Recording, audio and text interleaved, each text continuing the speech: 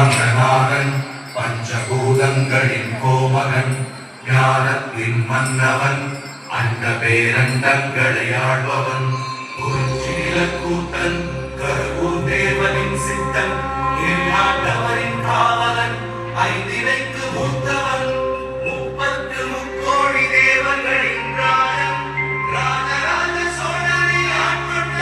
தஞ்சை பெருவுடை தலைவன் பெருவுடையார்